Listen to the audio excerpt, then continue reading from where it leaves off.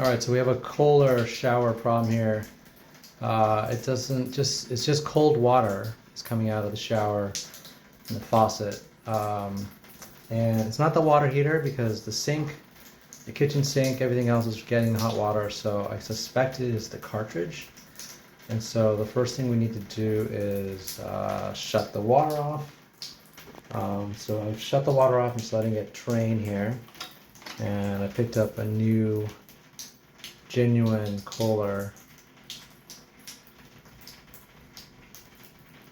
mixing valve. This is for the hot and cold. I'm hoping this is all we need to do. In terms of Kohler shower, there's two pieces. There's this mixing valve, and there's also the shut-off valve cartridge, which is pretty pricey. If you price both of them, it's over $100. This one's already $65, $68 at Home Depot.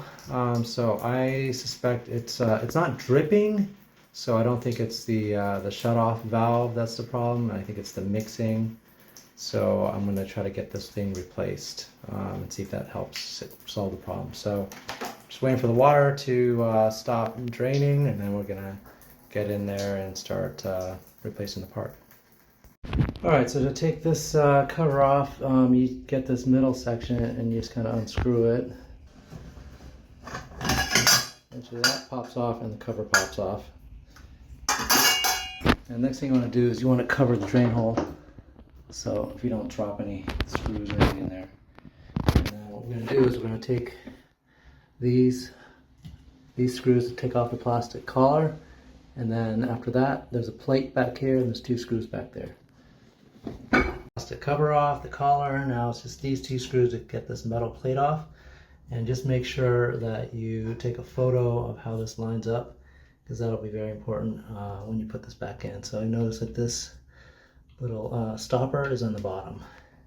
Okay guys, you see this is the cartridge valve here, and this is the hot water mixer cartridge. And so I'm going to replace this one. This is a genuine Kohler piece. They do sell replacement knockoff ones at Home Depot as well for cheaper, but I went ahead and bought the Kohler one. So I'm going to get that one in. Okay, so when you buy this, it comes with new gaskets. So I just put a new gasket ring. I took this ring off, kind of cleaned it up, and these two replacement gaskets as well. So put those in, be sure, just to save yourself some hassle down the road. Okay, so the way it goes in is these D-rings go into the wall, and the cold is on the right side. Like that. And once it's in, it's not going to move too much. The next thing is put the cartridge back in. Remember, I had the limiter on the bottom, so I'm just going to screw that in with the collar and kind of reverse the steps. So screw this back on. It took a little while kind of to nudge this in because it's pretty tight. The seals have to go in tight, so you might have to push this down a little bit. You know, just get a little bit on one side and then get the other one and then tighten both sides down. So now I'm just going to put the collar back on, and then we should be good to go.